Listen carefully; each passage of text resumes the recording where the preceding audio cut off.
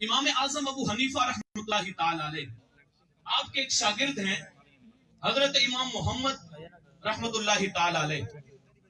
इमाम मोहम्मद रहमतुल्लाहि ताला अलैह इमाम आजम के शागिर्द हैं, आलिम दीन भी हैं, सर पे दस्तार है, चेहरे पे सुन्नत मुस्तफा है और सुन्नत का जामा है, जाहिर भी सुन्नत से मुनव्वर है और बातिन में भी शरीयत का नूर मौजूद था। चमकता हुआ चेहरा, अपने इलाके में दीन की खिदमत कर रहे हैं।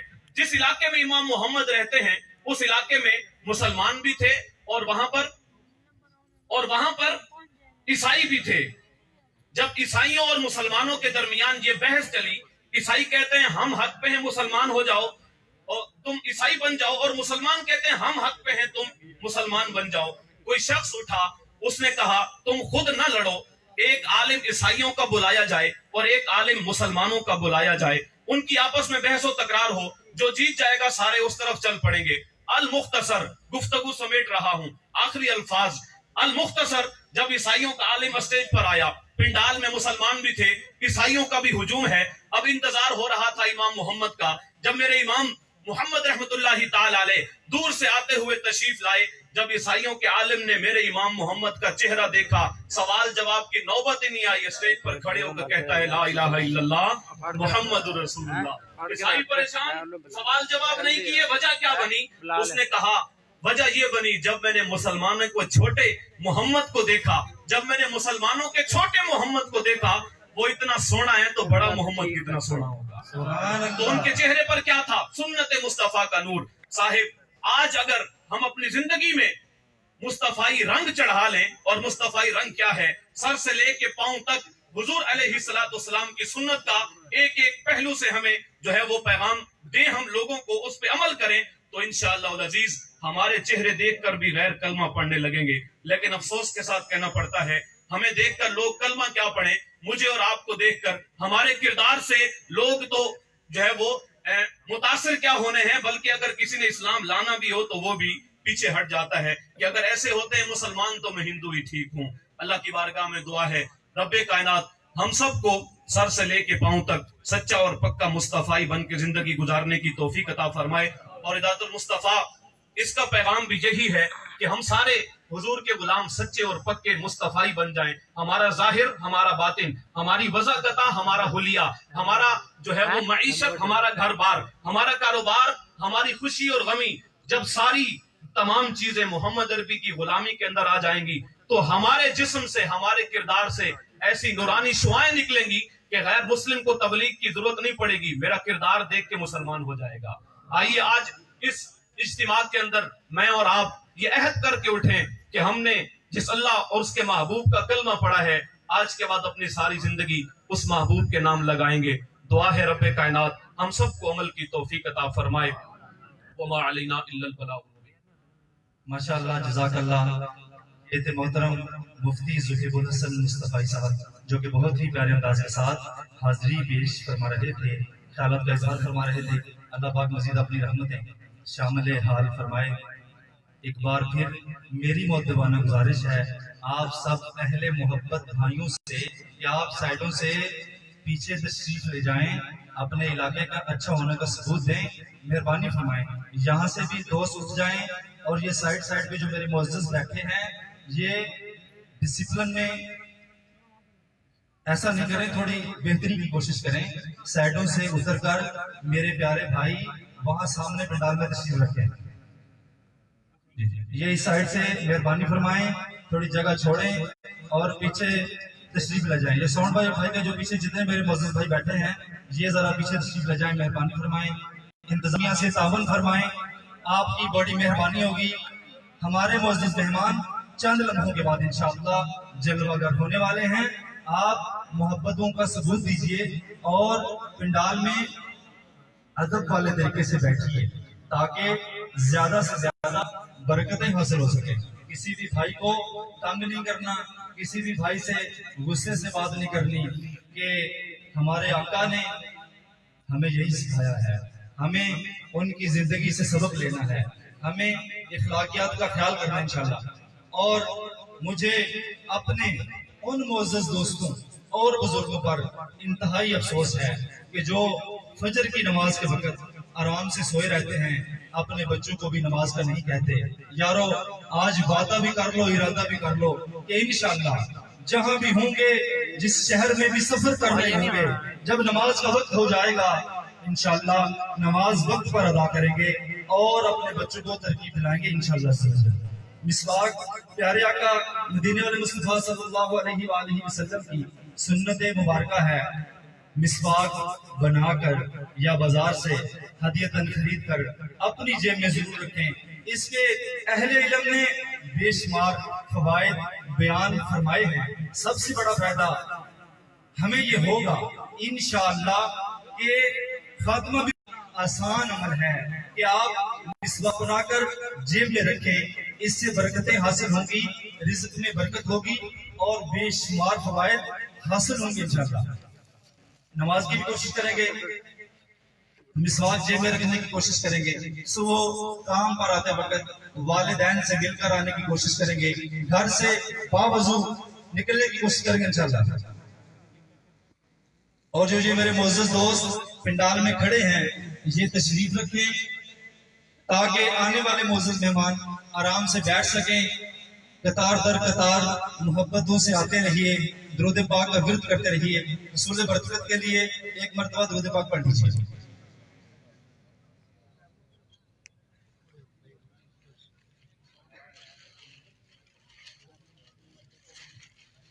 اور یہ سیکیورٹی والے گیٹ سے اہل محبت بھائی آگے کی طرف آنے کی کوشش نہ کریں، آگے جگہ نہیں ہے، آپ وہیں پیچھے تشریف رکھیں. اللہ پاک آپ سب کو دونوں جہانوں کی بھلائیاں نصیب فرمائے. تو جس نے پیارے آقا صلی اللہ علیہ وسلم کی ایک سنت کو ادا کیا، اللہ رب العزت اپنی پاک بارگاہ سے اپنے خزانوں سے اس بندے کو 100 شہیدوں کا ثواب عطا فرمائیں گے. تو دوستو ہمیں کوشش کرنی ہے کہ انشاءاللہ امامہ شریف سر پر باندھ کر رکھنے کی کوشش کرنی ہے. ہم نے مسواک جیب میں رکھنی ہے، ہم نے سنتوں پر عمل کرنا ہے انشاءاللہ. تو بہت بہتریاں آئیں گی انشاءاللہ. مدد سے کہیے سبحان اللہ. اللہ اللہ کرنے سے اللہ نہ ملے، اللہ اللہ کرنے سے اللہ نہ ملے. اللہ والے ہیں جو اللہ سے ملا دیتے ہیں، اللہ والے ہیں جو اللہ سے ملا دیتے ہیں. راہ دے ہر کوئی آکھے تے میں بھی آکھاں راہ دے، راہ دے ہر کوئی آکھے تے میں بھی آکھاں راہ دے. او یارو بن مرشد تینوں راہ نہیں لگنا، ایویں رول برسے وچ راہ دے ہر کوئی آکھے تے میں بھی آکھاں راہ دے تے بن مرشد تینوں راہ نہیں لگنا، ایویں رول برسے وچ راہ دے. پاویں لکھاں کروڑاں دا ویر ہوے میرے پیر دی ہر دم خیر ہوئے. مرشد لیے دعا کیا کریں اور مرشد کی ہدایت جو کی ہوئی ہوتی ہے وہ جو ذکر انہوں نے بتایا ہوتا ہے ہر نماز کے بعد اس پر توجہ فرمائیں، انشاءاللہ برکتیں حاصل ہوں گی. تو ابھی انشاءاللہ چند لمحوں کے بعد حضرت صاحب تشریف لانے والے ہیں. ابھی یہ دوست مہربانی فرمائیں، بار بار گزارش ہے کہ آپ پنڈال میں تشریف رکھیں. آنے والا ہر مہمان خاص ہے. تمام معززین ہمارے سر کا تاج ہیں اور جہاں جہاں سے بھی تشریف لے کر آئے اللہ پاک تمام کی دونوں جہان میں بھلائیاں فرمائے، دونوں جہان بہتر فرمائے اللہ پاک. تمام بھائی یہ جو سائڈوں پر اوپر کھڑے ہیں برائے مہربانی نیچے تشریف لے آئیں، پنڈال میں تشریف رکھیں. آپ ہی معزز مہمانوں کے لیے اتنی جگہ بنائی گئی ہے. اب آپ کے سامنے حافظ محمد طاہر صاحب ذکر کریں گے. درود پاک پڑھیے.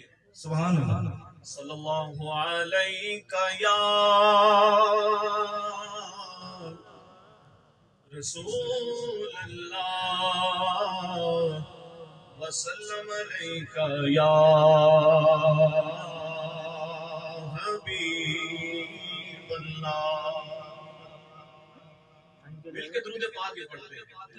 اب صاحب کی آمد تک جو چند منٹ ہیں تو میری گزارش ہوگی کسی کی زبان خاموش نہ رہے. اللہم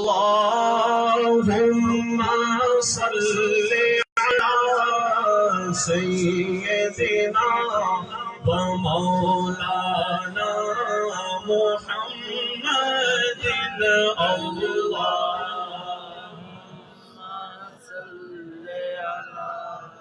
سیدنا و مولانا محمد اللہم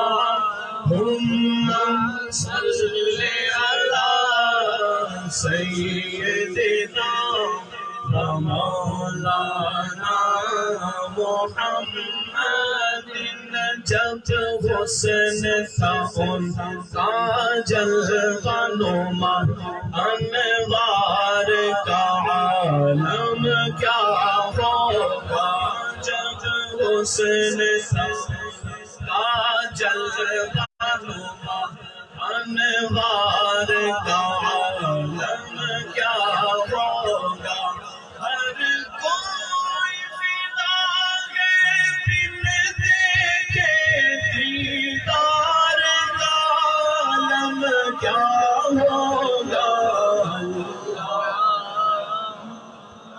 صلی علی سیدنا و مولانا محمد اللہم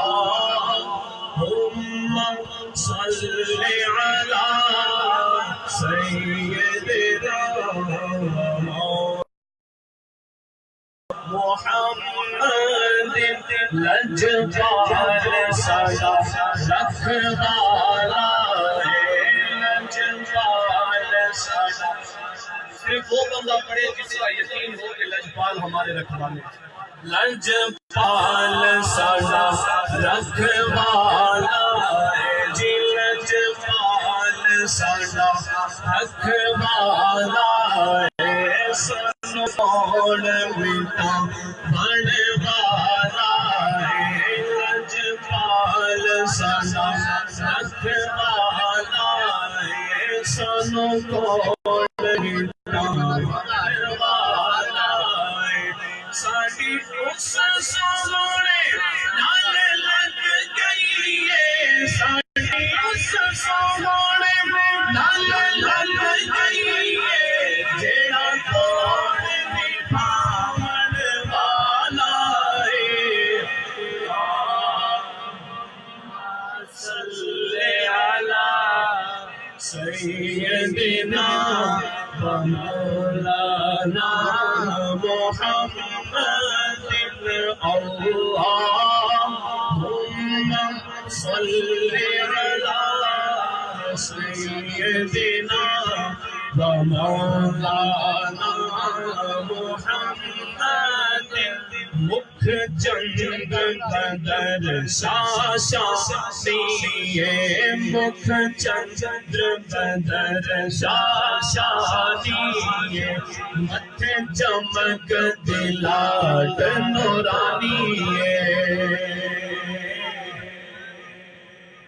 متھے چمک دلاٹ نورانی متھے چمک دلاٹ نورانی جبریل امین آئے نا حضور کی بارگاہ میں اور عرض کیا السلام علیکم تو سرکار نے ارشاد فرمایا وعلیکم السلام اے جبریل ذرا یہ تو بتاؤ تمہاری عمر کتنی ہے ہاتھ جوڑ کے عرض کرتے ہیں یا رسول اللہ مجھے زیادہ تو اندازہ نہیں کہ میری عمر کتنی ہے پر اتنا پتا ہے چوتھے آسمان پر 70,000 سال کے بعد ایک ستارہ نمودار ہوا کرتا تھا میں نے اس ستارے کو 72,000 مرتبہ دیکھا ہے تو میرے سرکار ارشاد فرماتے ہیں اے جبریل آج اگر وہ ستارہ تمہیں نظر آئے تو پہچان لو گے عرض کی جی سرکار نے امام شریف پیچھے کیا تو پیشانی سے جو چمکدار وہ لاٹ نکلی وہ نورانی جلوے نکلے جبریل امین عرض کرتے ہیں اللہ کی قسم یہی تو وہ ستارہ تھا جسے میں دیکھا کرتا سبحان اللہ بس کہیے سبحان اللہ چندر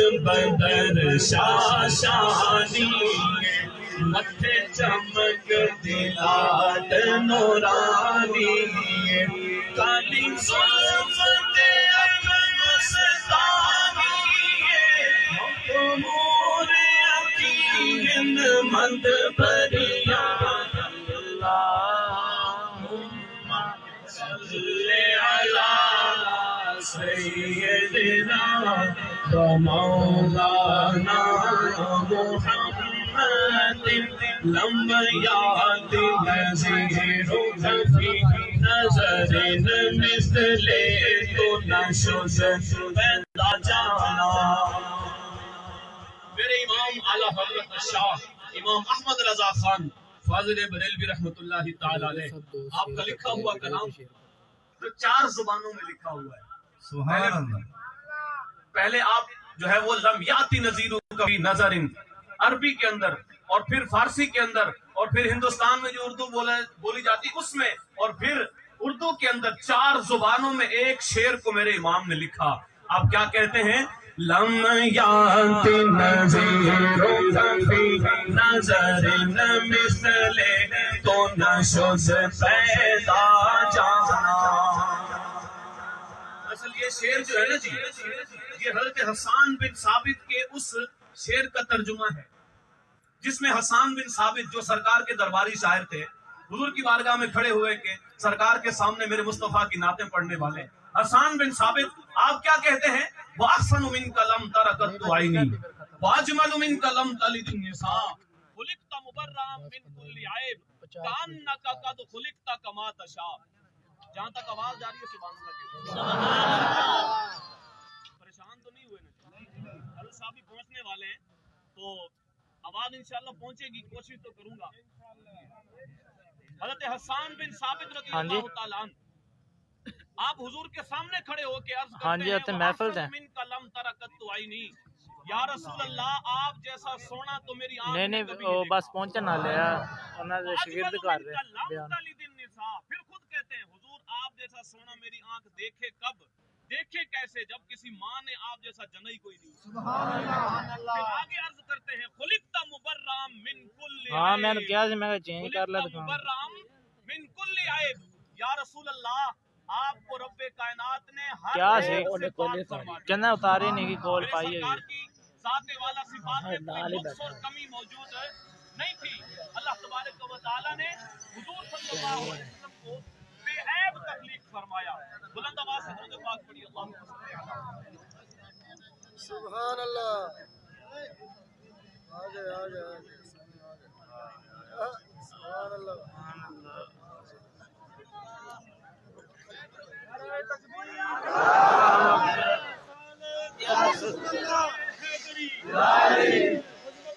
زندہ باد زندہ باد زندہ باد زندہ باد.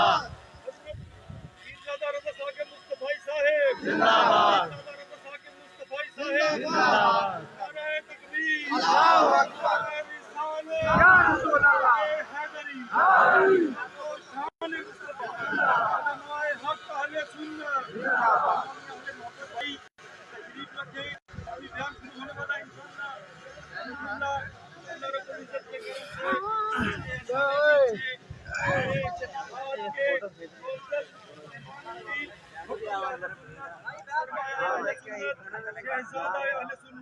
حضرت علامہ مولانا پیرزادہ رضا ثاقب مصطفی صاحب تشریف لائے. ہم ان کو دل کی اتھا گہرائیوں سے خوش آمدید کہتے ہیں اور دعا گو ہیں کہ اللہ پاک علماء حق اہل سنت کا سایہ ہمارے سروں پر تادیر قائم و دائم رکھے. محبت سے کہیے سبحان اللہ. سبحان اللہ. اور جب تک میں زندہ رہوں یہ التجا ہے اللہ سے کہ جذبہ اہل سنت جمع رہے، اور بعد میرے مرنے کے یہ قافلہ اہل سنت، یہ قافلہ اہل محبت رواں دواں رہے. تو قافلہ اہل سنت کی روانیوں کو مزید تقویت دینے کے لیے انتہائی ادب کے ساتھ ملتمس ہوں صاحبزادہ حضرت علامہ مولانا پیر طریقت رہبر شریعت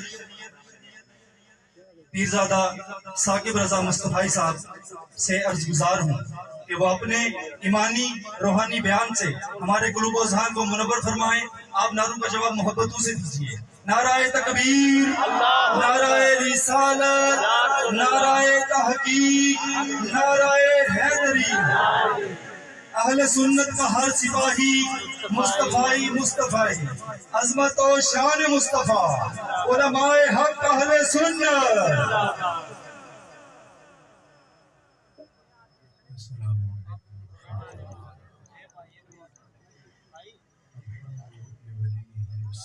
والسلام على نبيه وآله وصحبه وبارك وسلم قال الله تعالى بارك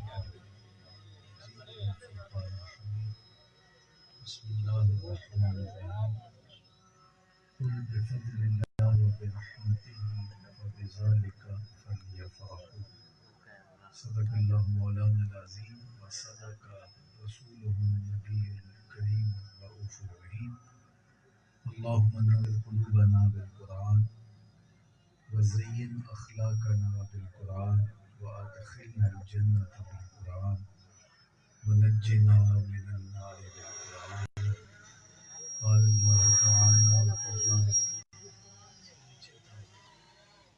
قال الله تبارك وتعالى في شان حبيبه وعامله إن الله وملائكته يصلون على النبي يا أيها الذين آمنوا صلوا عليه وسلموا تسليما اللهم صل على سيدنا ومولانا محمد معدن الجود والكرم صلاة وسلاما عليك یا سیدی یا رسول اللہ. تمام حمد و ثنا، تعریف و توصیف اللہ جل مجدہ الکریم کی ذات بابرکات کے لیے جو خالق کائنات بھی ہے اور مالک ششہات بھی.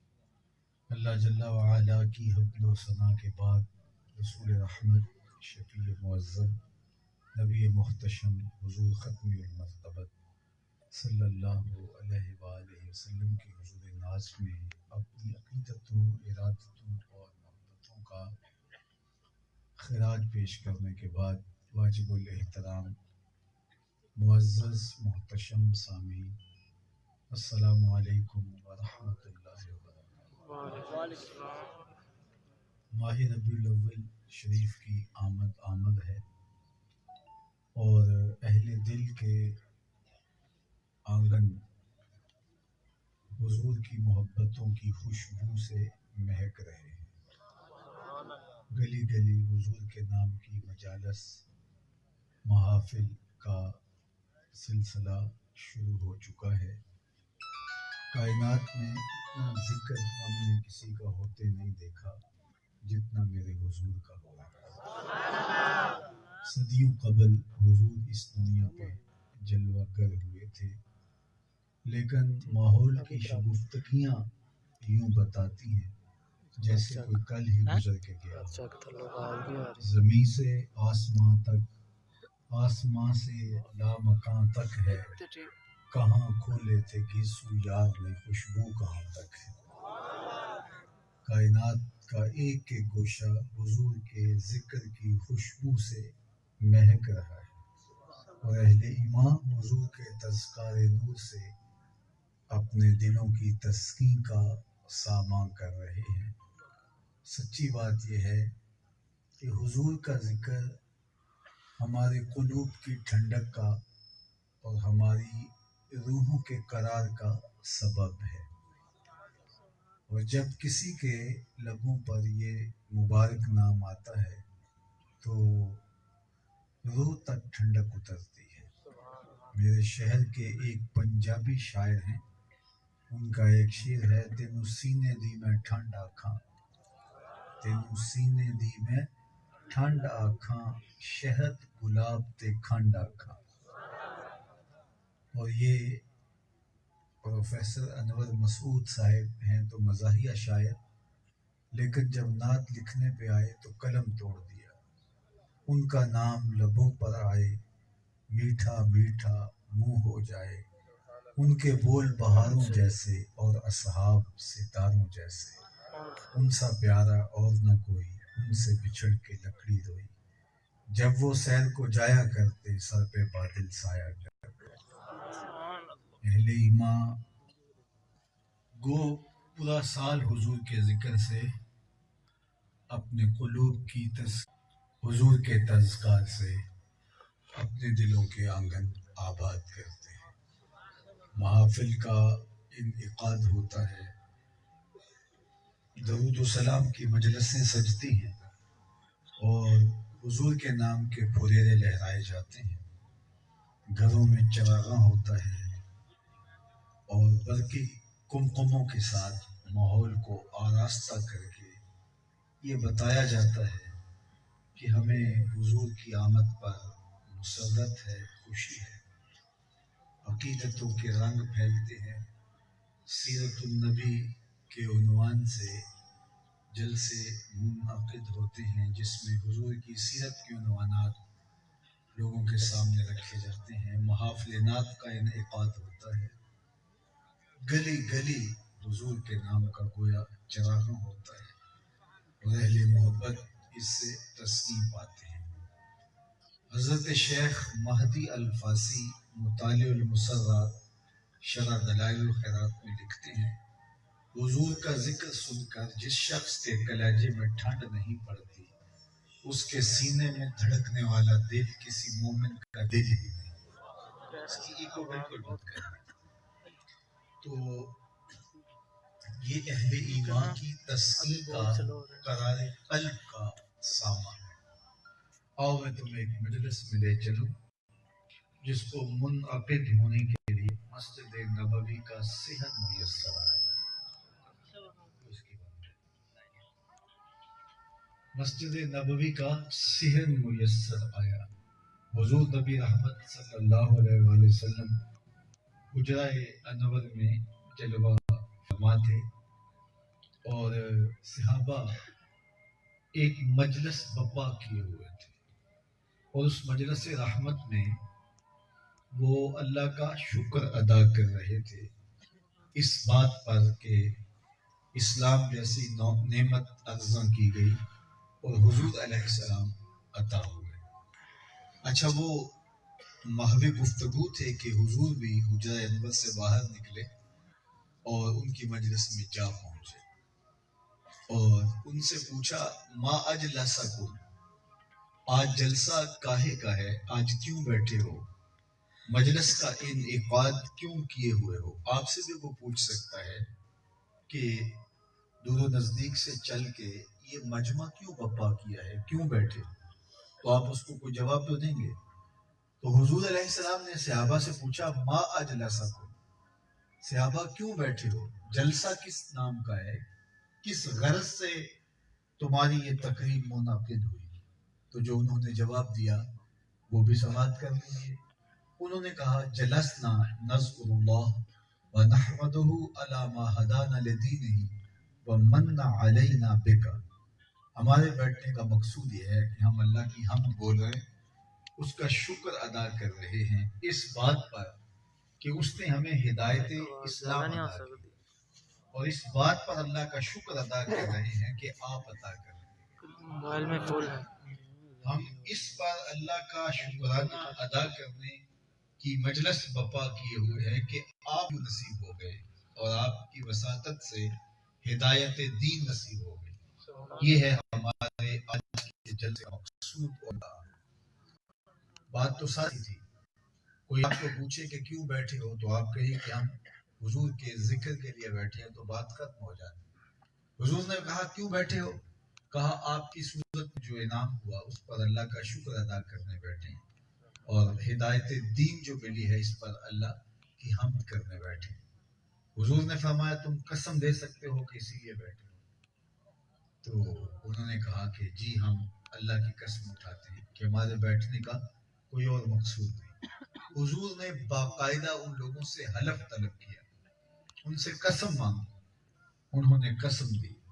جب وہ قسم دے چکے تو ان کے چہروں پر استعجاب اور حیرت تو تھی کہ بظاہر تو یہ موقع قسم کا نہیں تھا اور حضور نے ہم سے قسم مانگ لی ہے، تو خیر انہوں نے قسم دی، تو قسم دے چکے تو میرے حضور نے ان سے مخاطبہ کرتے ہوئے فرمایا کہ میں نے تم سے بھی جو قسم لی ہے یہ کسی تہمت کی بنیاد پر نہیں لی، تمہارے قول کی صداقت پہ مجھے کوئی شک نہیں گزرا تھا کہ میں قسم سے تصدیق چاہیے ہو، بلکہ ماجرا کچھ اور تھا، اور وہ یہ کہ تم یہاں بیٹھ کے اس مجلس کو منعقد کیے ہوئے تھے اور میں حجرے میں تھا، اتانی جبریل علیہ السلام، میرے پاس جبریل امین حاضر خدمت ہوئے، فاخبرنی ان اللہ یباہی بکم الملائکہ، اور انہوں نے مجھے کہا محبوب ذرا باہر تو نکل کے دیکھو، صحابہ کے اس عمل پر اللہ فرشتوں میں ناز کر رہا ہے۔ وہ عمل کون سا تھا جس پہ رب ملائے اعلیٰ میں فرشتوں میں فخر کر رہا ہے؟ وہ صحابہ مل بیٹھ کر کے حضور کے آنے پر اللہ کا شکر ادا کر رہے ہیں۔ تو گویا اللہ ناز کر رہا ہے، فخر کر رہا ہے، دیکھو یہ کتنے شکر گزار بندے ہیں، میں نے ان کو نعمت دی، یہ بیٹھ کے اس کا شکریہ ادا کر رہے ہیں۔ اللہ کی رحمت سے بعید نہیں ہے کہ آج کی مجلس بھی قبول کر لی جائے اور اللہ فرشتوں سے کہے کہ دیکھو صدیاں بیت گئی، محبوب جلوہ گر ہوئے تھے، یہ آج بھی بیٹھ کے اس نعمت کا شکرانہ ادا کر رہے ہیں۔ سبحان اللہ، ہو سکتا ہے یہ بات میری اور آپ کی بخشش کی ضمانت بن جائے۔ سبحان باقی اللہ، جہاں تک حضور کی صورت میں انعام خداوندی کے شکرانے کی بات ہے تو ایک شب کا محفل میلاد کیا، ساری زندگی حضور کے نام لگا دیں، حق کے شکر پھر بھی ادا دیں۔ ہمارے بدن پہ اتنے بال نہیں ہیں جتنے رسول اللہ کے احسانات ہیں۔ سبحان اللہ، ہمارا ایک ایک بال قرض رسالت میں چکرا ہو، اگر حضور جلوہ گر نہ ہوتے تو آج یہ بھٹکا ہوا انسانیت کا قافلہ کہاں ہوتا؟ بلکہ میں کہتا ہوں خدا شناسی تو بڑی دور کی بات ہے، ہم خود شناس بھی نہ ہوتے اگر حضور نہ آتے، ہمیں اپنی ذات سے آگہی نہ حاصل ہو پاتی، خودی کا تعقل نہ ملتا اگر حضور جلوہ گر نہ ہوتے۔ مجھے بتاؤ کہ کیا اس انسان نے اشرف المخلوقات ہونے کے باوجود درختوں کو، اجرام فلکیہ کو، حشرات الارض کو، چوپایوں کو، بہتے پانیوں کو، جلتی آگ کو اور چلتی ہواؤں کو اپنا معبود نہیں سمجھا؟ پتھر کے بنے ہوئے اصنام کے آگے ماتھا نہیں ٹیکا؟ مٹی کے مادوں کو اپنا خدا نہیں سمجھا؟ لکڑی کے بنے ہوئے بتوں کے سامنے یہ سجدہ ریز نہیں ہوئے؟ یار جو چیزیں انسان کی خدمت اور ضرورت کے لیے بنائی گئی ہیں یہ ان کو ہی معبود سمجھ رہا ہے۔ درخت تو اس لیے بنائے گئے تھے کہ اسے آکسیجن فراہم کریں، اس کو چھاؤں دے، اس کو پھل دے، اس کی ضرورت کے کام آئیں، ایندھن کے کام آئیں، ذوق نظارہ کی تسکین کریں، لیکن یہ ان کو اپنا معبود سمجھ رہا ہے۔ چاند سورج ستارے اس کی راہوں میں روشنی اجالنے کے لیے پیدا کیے گئے تھے، لیکن یہ ان کو معبود سمجھ رہا ہے۔ حشرات الارض، چوپائے، جانور، یہ سب کچھ جو کچھ ہے، کوئی اس کی سواری کے لیے پیدا کیا گیا، کوئی بار برداری کے لیے پیدا کیا گیا، کوئی غذائی ضرورتوں کے لیے پیدا کیا گیا، کوئی ذوق نظر کی تسکین کے لیے پیدا کیا گیا، سب کچھ اس کے لیے پیدا کیا گیا اور یہ ان کو معبود سمجھ رہا ہے جو اس کی نوکری کے لیے پیدا کیا گیا۔ اے تماشا گاہ عالم تو کجا بہرے تماشا میرا، دنیا تجھے دیکھنے آئی ہے، تو کس کی تلاش میں نکلا ہے؟ کائنات کا چرخ تو انسان تیرے گرد گھوم رہا ہے۔ والذی خلق لکم ما فی الارض جمیعا، جو کچھ زمین میں پیدا کیا گیا وہ حضرت انسان کے پیدا کیا گیا، لیکن یہ کبھی بچھوؤں کو، کبھی حشرات الارض کو، کبھی چوپایوں کو، کبھی سانپوں کو، کبھی درختوں کو، کبھی اجرام فلکیہ کو اپنا معبود سمجھ رہا ہے۔ بلکہ انسان کی گراوٹ کا عالم یہ ہے، یہ مچھلی پکڑنے کے لیے کانٹے کے ساتھ جو کیچوا لگایا جاتا ہے، کسی زمانے میں یہ بھی انسان کا معبود رہا ہے۔ اس نے سانپوں کو اپنا خدا سمجھا ہے، بہتے پانیوں کے آگے سجدے کی ہے، چلتی ہواؤں کو خدا مانا ہے، جلتی آگ کی پوجا پاٹ کرتا رہا ہے۔ یہ تو میرے حضور آئے جس نے آ کے حضرت انسان کو بتایا، صاحب یہ تیرے معبود نہیں ہیں، یہ تیری دہلیز کے نوکر ہیں، یہ جانور تیری ضرورت کے لیے پیدا کیے گئے، یہ چاند سورج ستارے تو ان کو پوج رہا ہے، تیرے معبود نہیں۔ یہ دیکھ انگلی اٹھتی ہے اور چاند ٹکڑے ہو کے قدموں میں آتا ہے، یہ دیکھ اشارہ ہوتا ہے اور سورج بھاگتا ہوا اصل کے وقت پہ آتا ہے۔ ان درختوں کو پوچھتا ہے، جا میں نہیں تو کہتے تمہیں اللہ کا رسول بلا رہا ہے۔ درخت بھاگتا ہوا قدموں میں آتا ہے کہ نہیں آتا ہے؟ پتھروں کو پوچھتا ہے، دیکھ مٹھی ابو جہل کی ہے اور پتھر کلمے محمد عربی کے پڑھ رہے ہیں۔ سبحان اللہ، اب انسان کی آنکھ کھلی کہ میں کون ہوں اور میں کر کیا رہا ہوں۔ اب اسے سمجھ آئی، اب اسے پتا چلا کہ میں تو کائنات کا مخدوم ہوں اور دھرتی میرا طواف کرتی ہے اور میں کس کے پیچھے بھاگ رہا ہوں۔ اب اسے سمجھ آئی اور اب وہ اپنے آپ سے آگاہ ہوا، خود سے آشنا ہوا اور بولتا ہے فرشتہ کہنے سے میری توقیر گھٹتی ہے، میں مسجود ملائک ہوں، مجھے انسان رہنے۔ اسے اب پتا چلا ستاروں سے آگے جہاں اور بھی ہے۔ اسے سمجھ آئی پرے ہے چرخ نیلی فام سے منزل مسلمان کی، ستارے جس کی گرد وہ کارواں کی۔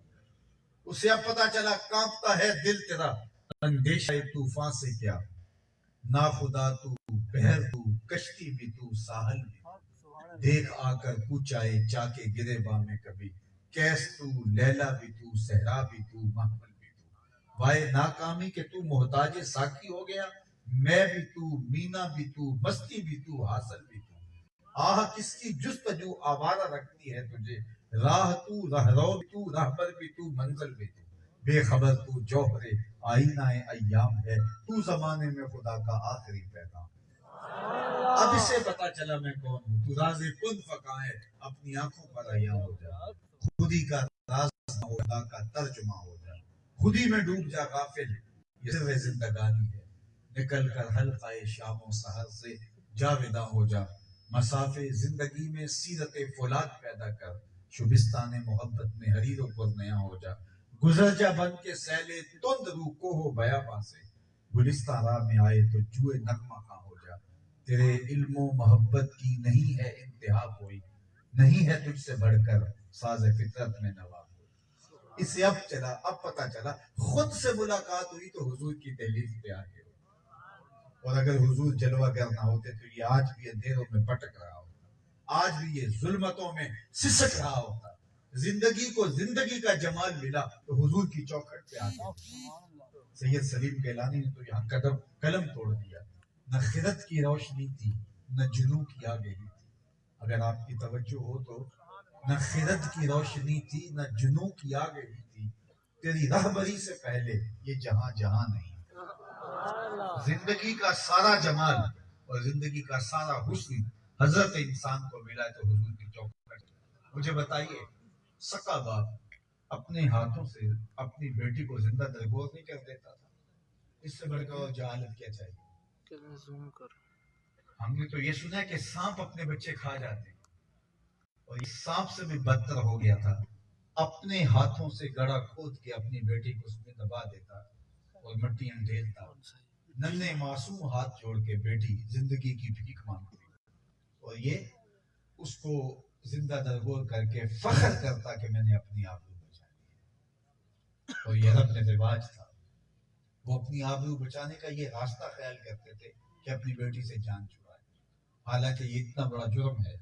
अल्लाह ने कुरान मजीद में फरमाया, वाइज़ल मऊदतु सुइलत बिअय्यि ज़ंबिन क़ुतिलत, क़यामत में कब्रों में गड़ी हुई बच्चियां उठाई जाएं। ये बात ज़हन में रखिए, क़यामत के दिन सबसे पहला सवाल नमाज का होगा, और सबसे पहला फैसला कत्ल का होगा।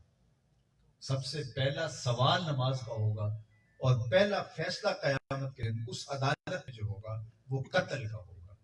और कत्ल में भी वो बच्चियां जो जिंदा दरगोर हो गई, उनका फैसला सबसे पहले लाया जाएगा। उनके जालिम बाप कटहरे में होंगे, और अल्लाह उन बच्चियों से पूछेगा, बिअय्यि ज़ंबिन क़ुतिलत, किस जुर्म में कत्ल की गई। अब उन बच्चियों को तो पता ही नहीं कत्ल क्यों की गई, अभी आंख खुलने नहीं पाई थी कि बंद कर दी गई, शऊर संभलने नहीं पाया था कि जिंदगी नोच ली गई। उन्हें तो पता ही नहीं कि हमारे जालिम बापों ने हमारे ऊपर ये कयामत क्यों तोड़ी, ये गजब क्यों उठाया, तो उनसे पूछा क्यों जा रहा है, उनको तो पता ही नहीं। उनके जालिम बाप के टहरे में खड़े, और मुजरिम जब मौजूद हो तो असबाब जुर्म मुजरिम से पूछे जाते हैं, मुहर्रिकात क्या थे, तुमने ये कयामत क्यों तोड़ी तो तोड़ी, तुमने ये गजब क्यों ढाया। उनके जालिम बाप मौजूद है तो उनसे पूछा जाए। लेकिन उलमा कहते हैं कि वो उनके जालिम बाप इतने घनौने मुजरिम हैं कि अल्लाह उनसे बात करना भी गवारा नहीं करता। बेटियों के कातिल, उनसे अल्लाह हम कलाम होना भी गवारा नहीं करता। वो इतने जालिम और इतने गंदे और इतने हकीर और इतने छोटे हैं जो अपने हाथों से अपनी बेटियों को जिंदा दरगोर करते हैं। जब बेटियां जिंदा दरगोर हो रही थी और बाप ये जुल्म अपने हाथों से कर रहा था, मेरे और आपके आका मौला ने कहा, सुन लो, मेरी हुजूर की आवाज गूंज रही है, बेटियों को कत्ल करने वाले और जिंदा दरगोर करने वाले मुआशरे के अंदर हुजूर की सदाए एहतजाज बुलंद होती है, कलमा जिहाद बुलंद होता है। बेटियों को कत्ल करने वाले सुन लें, मेरी फातिमा मेरे जिगर का टुकड़ा है। सुभान अल्लाह। ये बात अपनी बेटी के बारे में आज कहना कोई मुश्किल नहीं है। आज बूढ़ा और गरीब बाप भी मजदूरी कर करके अपनी बेटी के जहेज के लिए दिन रात एक कर देता है, और वो अपनी बेटी का पेट पालने के लिए दुख झेल लेता है। تو آج اگر کوئی اپنی بیٹی کے لیے یہ کہے کہ یہ میرے جگر کا ٹکڑا ہے تو بڑی بات نہیں ہے، لیکن جب بیٹی زندہ درگور کر دی جاتی تھی اس سماج کے اندر، اس معاشرے کے اندر، یہ کلمہ جہاد تھا جو میرے حضور نے بلند کیا۔ بیٹیوں کو قتل کرنے والے سن رہے ہیں کہ سن لو، میری فاطمہ تو میرے جگر کا ٹکڑا، کہاں بیٹیوں کو قتل کیا جا رہا ہے اور کہاں بیٹی جگر کا ٹکڑا کرا دی۔ اور میں جو دو بیٹیاں یا دو بہنیں ان کی تربیت کرے، ان کو پروان چڑھائے، ان کی اچھی تعلیم دلوائے اور پھر اللہ کی رضا کے لیے ان کا نکاح کر دے، اور میں قیامت کے دن وہ اس طرح میرے قریب ہوگا جس طرح یہ دو انگلیاں قریب۔ سبحان اللہ۔ کہاں بیٹیاں زندہ درگور کی جا رہی ہیں اور کہاں بیٹیوں کے لیے محبت کا اظہار کرنے والا حضور کی قربت پاتا ہے۔ مجلس میں موجود ایک شخص بولتا ہے حضور اگر کسی کی دو بیٹیاں نہ ہوں، ایک بیٹی ہو تو اعزاز اس کے نام بھی ہو جاتا ہے، لیکن اس کے پیچھے جھانکیے کہ اس کی ایک بیٹی ہوگی اور وہ آرزو کر رہا ہے کاش کہ میری بھی دو بیٹیاں ہوں۔ کہاں بیٹیاں زندہ درگور کی جا رہی ہیں اور کہاں تبدیلی ایسی آئی کہ ایک بیٹی والا خواہش کر رہا ہے کاش کہ میری بھی دو بیٹیاں ہوں۔ یہ حضور کا لایا ہوا دین ہے، یہ حضور کا دیا ہوا نظام حیات ہے۔ جو زندہ درگور ہوتی تھی ماں باپ کی بخشش کی ضمانت قرار پائی، عزتوں کی مسند پہ بیٹھی، وقار قرار پائی، عزت اور شان و شوکت کی مالکہ ٹھہری، تو یہ حضور کا دیا ہوا دین۔ آج دنیا کے اوپر جہاں جو بھی آپ کو خیر کی قدریں نظر آتی ہیں، چاہے کسی کفر کے معاشرے میں نظر آتی ہیں، وہ عطا کردہ ہے میرے حضور کی۔ آج دنیا بات کرتی ہے اور انسانی حقوق کی بات کرتی ہے، انسانی حقوق کے چارٹر کی بات کرتی ہے، لیکن انسان درندہ تھا، وحشیوں سے بدتر تھا، اور انسان انسانوں کے ساتھ جو سلوک کرتا تھا وہ کسی سے مخفی نہیں ہے۔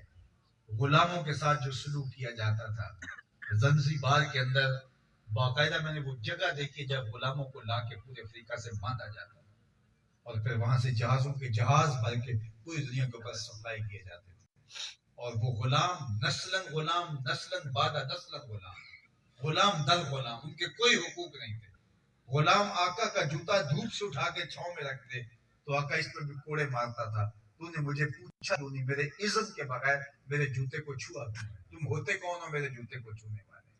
وہ لاکھ دلیلیں دیتا جناب جوتا خراب ہو رہا تھا اس لیے میں نے جوتا اٹھایا، لیکن آقا غلام کی یہ بات ماننے کے لیے تیار نہیں ہوتا، اس کو برسر بازار کوڑے مارتا ہے کہ تمہاری خوئے غلامی بدل رہی ہے، تم اوقات بھول گئے، آقا کے جوتے اذن کے بغیر چھو لو، تمہیں یہ حیثیت کب ملی تھی؟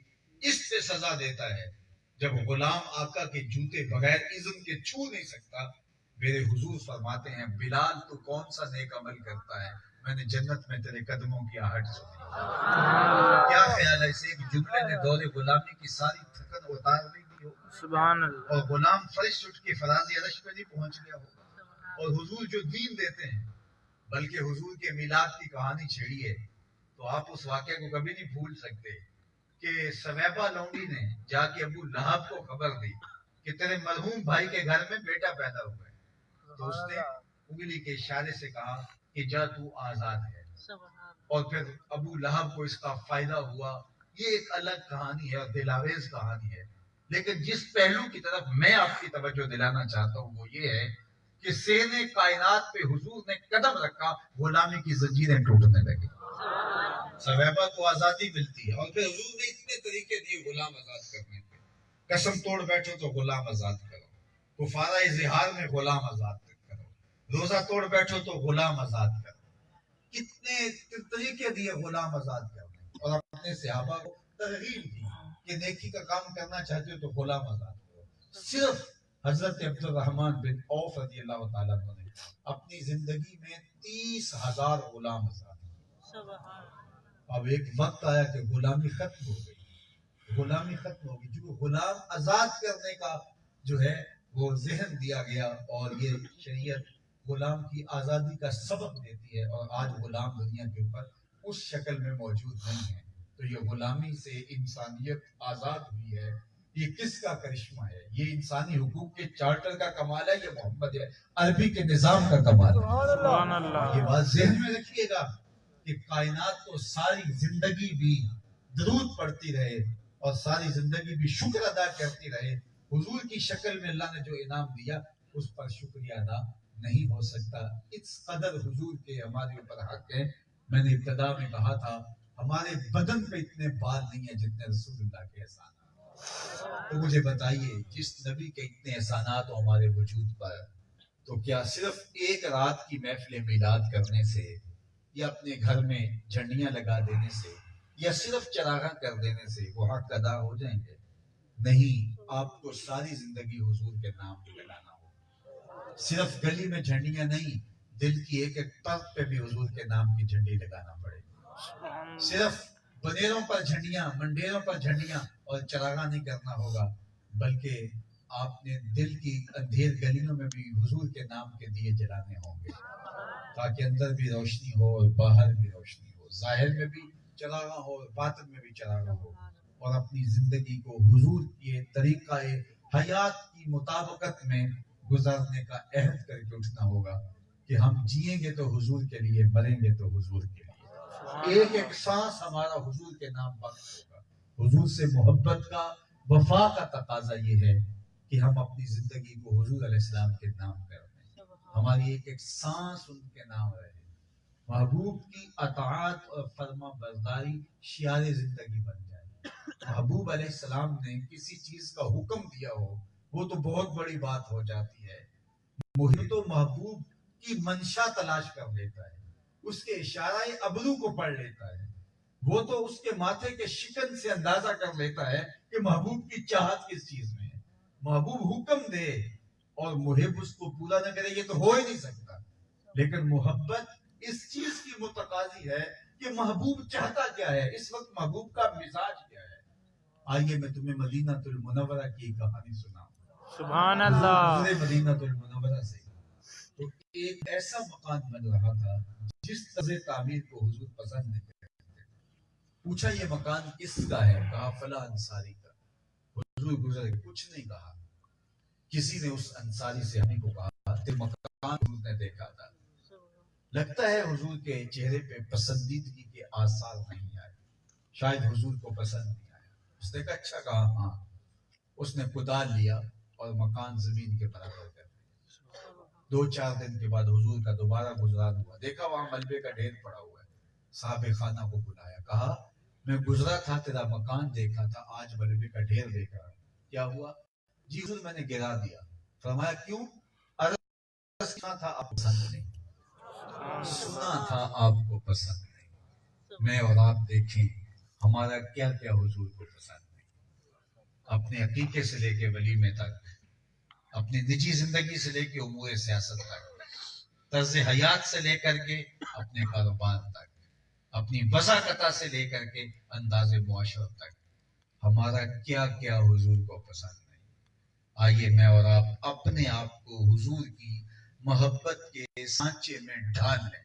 یہ تقاضا ہے حضور کے ساتھ ہماری الفت کا، حضور کے ساتھ ہماری محبت کا. ایک شخص حضور سے آیا تو اس نے حضور کو سلام کیا تو آقا کریم علیہ السلام نے رخ پھیر لیا. وہ سمجھا شاید اتفاق سے حضور نے چہرہ مبارک ادھر کر لیا تو وہ ادھر جا کے سلام کرتا ہے. حضور نے پھر رخ پھیر لیا، سمجھ گیا حضور ناراض ہے. لیکن اسے یہ سمجھ نہیں آ رہی تھی کہ ناراضگی کی وجہ کیا ہے. اس نے صحابہ سے پوچھا کہ حضور علیہ السلام سے میں نے سلام یوں کیا ہے تو آقا نے اعراض فرمایا، رخ پھیرا ہے. تو آپ کچھ بتا سکتے ہیں کہ حضور کی ناراضگی کا کیا سبب ہو سکتا ہے؟ انہوں نے کہا ہاں یہ جو تو نے انگوٹھی پہنی ہے سونے کی، حضور کی ناراضگی کا سبب شاید یہ ہو، اس لیے کہ آقا کریم مرد کے لیے چاندی اور سونا حرام قرار دے چکے ہیں. ان الذهب والفضة حرام لذکور امتی. امت کے مردوں کے لیے سونا بھی جائز نہیں، چاندی بھی جائز نہیں. چاندی کی ایک انگوٹھی اور وہ بھی 4.5 ماشے وزن سے کم ہو تو شریعت نے اس کو جائز رکھا ہے. اور اگر 4.5 ماشے پورا ہو گیا تو جائز نہیں، یا 4.5 ماشے سے کم وزن انگوٹھیاں 2 ہوگی پھر بھی جائز نہیں. اور سونا تو 1 ماشا بھی جائز نہیں ہے. اور تو نے یہ سونے کی انگوٹھی پہن رکھی ہے، حضور اس کو منع کر چکے ہیں. یہ گناہ بے لذت تم نے اختیار کیا اور آقا اس کو جہنم کی آگ کا انگارہ قرار دے چکے ہیں. تو شاید حضور کی ناراضگی کا سبب یہ ہو. وہ آگے گیا، हुजूर की खिदमत में हाजिर होकर अंगूठी उतार के यूं पेश करते हुए कहा, हुजूर इस वजह से नाराज है, ये रही। हुजूर ने उठाई अंगूठी यूं फेंक दी। मजलिस जारी रही, नाराजगी की वजह भी खत्म हो गई। जब इख्तिताम को मजलिस पहुंची, लोग उठे और घरों को पलटे, वो भी उल्टे पांव वापस पलटने लगा। तो लोगों ने कहा, वो अंगूठी तो उठा ले, तुम तो नहीं पहन सकते लेकिन तुम्हारी बीवी तो पहन सकती है, कीमती धात है।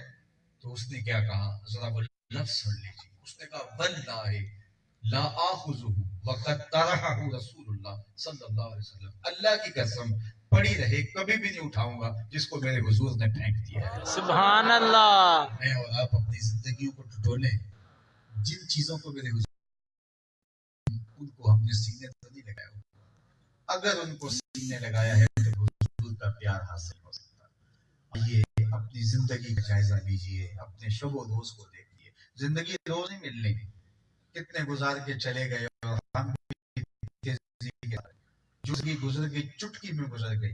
50 साल, 60 साल, 20 साल, आप अगर अंदाजा करें तो कल की कहानी है। कल गलियों में खेलते थे, आज यहाँ खड़े हैं। और जो गुजरते हुए पता नहीं चला, जो माजी के 50 साल गुजर गए, 20 साल गुजर गए, 30 साल गुजर गए, 40 साल गुजर गए, तो जो बाकी पता ही नहीं है कि सांसें कितनी हैं, तो उनके गुजरने का क्या पता चलेगा। तो खुश नसीब वो शख्स है कि जो अपनी जिंदगी को खूबसूरत बनाए। आज वक्त है, आज अल्लाह की तरफ से हमें मोहलत दी गई है, कल ये सब कुछ नहीं होगा। तो आइए मैं और आप मिलादुन नबी सल्लल्लाहु अलैहि वसल्लम के नाम से आज की इस महफिल रहमत के अंदर आज़म करके यहाँ से उठे कि जो आने वाली जिंदगी है वो हुजूर के नाम लगाएं। जिएंगे तो हुजूर के लिए, मरेंगे तो हुजूर के लिए। जिंदगी के एक एक सांस हुजूर के लिए गुजरेंगे, ये हमारा मकसद होना चाहिए। आए, जलसा सुना, चले गए, वाह वाह की, वाह वाह, बड़ा अच्छा खिताब हुआ, बड़ा इज्तिमा था, लोगों का बड़ा हुजूम था, शौको ज़ौक़ दीदनी था, इंतजाम इंसराम अच्छा था। ये सारी चीजें ये तब वजन में आती हैं अगर उसका असल मकसद हमको हासिल हुआ जो हम लेने गए थे। और वो जिस्म की गजा नहीं थी, वो रूह की गजा थी, वो बातिन की गजा थी। आका करीम अलैहिस्सलाम से हमारा ताल्लुक मजबूत हुआ या नहीं हुआ, हुजूर से कुर्बत पैदा हुई या नहीं हुई, हुजूर की इत्तिबा के दायरे में अपने आप को लाने के लिए हमने अपनी जहन साजी कर ली या नहीं की। अगर की है तो मुबारक हो, और अगर नहीं की है तो और गौर कीजिए और अल्लाह से तौफीक मांगिए। जिंदगी तेजी के साथ हाथों से निकलती चली जा रही है। कभी आप इशारे पे रुके हों जहाँ गिनती उल्टी चलती है, जब गिनती उल्टी चलती है तो बहुत जल्द काम जीरो पे आ जाता है। ये सांसों की गिनती उल्टी चल रही है और हम लम्हा लम्हा मौत के करीब हो रहे हैं। कब्र इससे कि वो वक्त आए कोई हुज्जत बाकी ना रहे। साहिबो, आइए अपनी जिंदगी की एक एक सांस अल्लाह और उसके रसूल के नाम कर दे। इकबाल के सारे कलाम का रस निचोड़ूं तो जूस ये निकलता है कि मोहम्मद से वफा तूने तो हम तेरे हैं, ये जहां चीज है क्या लौह कलम तेरे हैं। इकबाल कहते हैं अगर हुजूर से तूने वफा की तो फिर कलम भी तुम्हें दे देंगे, तख्ती भी तुम्हें दे देंगे। जो लिखना हुआ खुद लिख लेना, तेरी तकदीर के फैसले कहीं और नहीं होंगे, बल्कि खुदा बंदे से खुद पूछेगा बता तेरी रिज़ा क्या है। लेकिन शर्त यह है कि वफा का रिश्ता हुजूर के साथ मुस्तहकम और मजबूत होना चाहिए।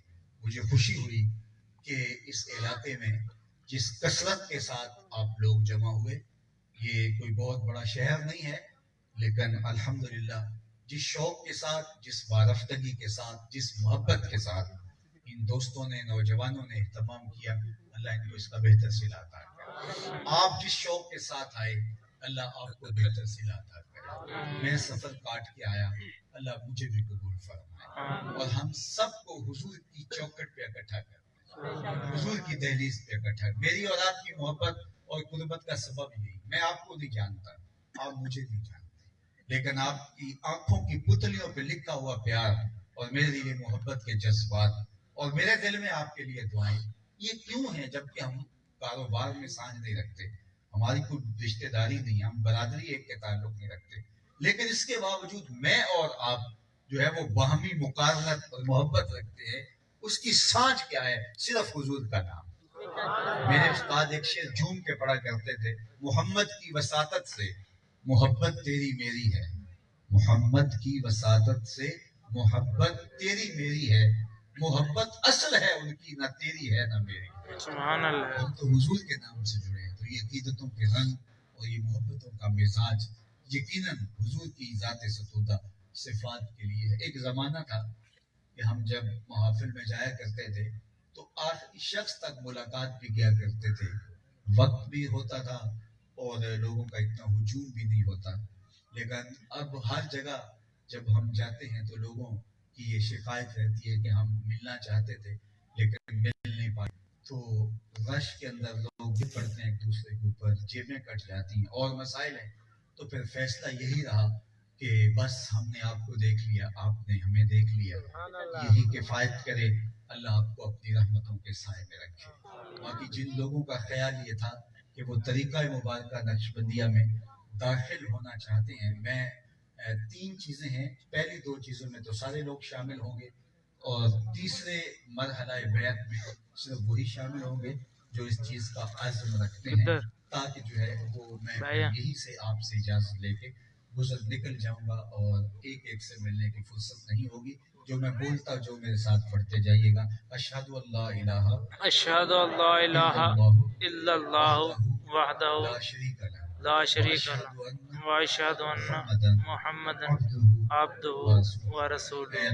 اے اللہ زندگی میں قصداً یا صحباً مجھ سے کوئی غفریت یا شرک کیا، کلمہ یا فعل سرزد ہو گیا ہو، تجدید تجدید ایمان کرتا ہوں، پچھلے گناہوں سے توبہ کرتا ہوں، آئندہ 5 گانا نماز، رمضان شریف کے روزے، رمضان شریف کے روزے، یا زکات، توفیق حج بیت اللہ، والدین کی فرما برداری، رزق حلال کمانا پائی اختیار کروں گا۔ پھر اس بندے سے طریقہ مبارکہ نقش بندیہ میں بیعت ہوا، اس سلسلے کے سارے اسباب قبول کیے، دل پر نقش اسم ذات اللہ اللہ اللہ قبول کیا۔ آمین بحرمت طہ و یاسین۔ الحمدللہ والصلاة والسلام علی اشرف الانبیاء والمرسلین۔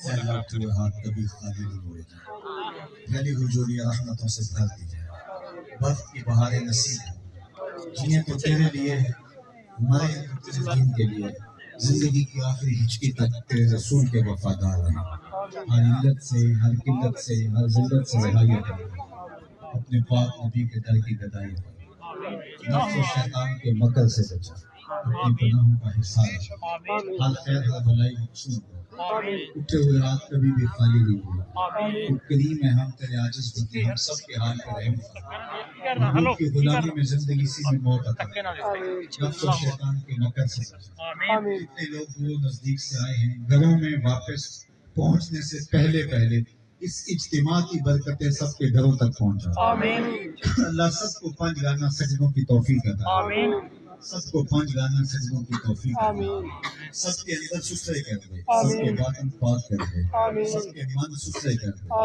اے اللہ میرے وطن کی خیر فرما، میرے ملک کو امن کے اجالے عطا کر، یا دہشت گردی کے سلگتے لاؤ ٹھنڈے کر، امن کی بہاریں عطا کر، محبوب کی غلامی میں زندگی سی میں موت عطا کر، نفس و شیطان کے مکر سے بچا، اپنی خاص کرم نوازی ہمارا مقصود ہے۔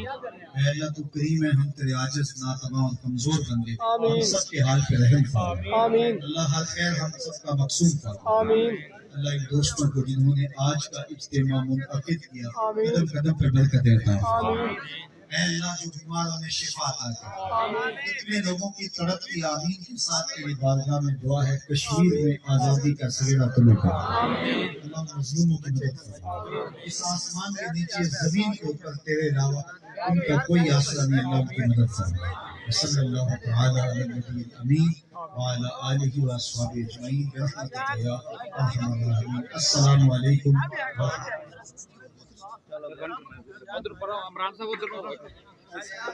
حضرات ایک اعلان سماعت فرمائیے، 2 نومبر بروز ہفتہ لاہور مینار پاکستان کے اندر آل پاکستان لبیک یا رسول اللہ کانفرنس منعقد ہو رہی ہے. تمام احباب شرکت فرما کے حضور کی عزت و ناموس کی خاطر اپنا کردار ادا فرمائیں. لبیک یا رسول اللہ. تمام حضرات سلام کے لیے یہاں تشریف فرمائے. تمام دوستوں جانے رحمت تیرا تو سلام مصطفیٰ جانے رحمت تیرا تو سلام شفیع تیرا تو سلام شفیع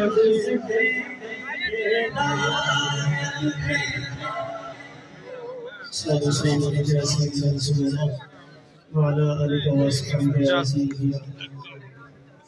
بس آ رہا ہے.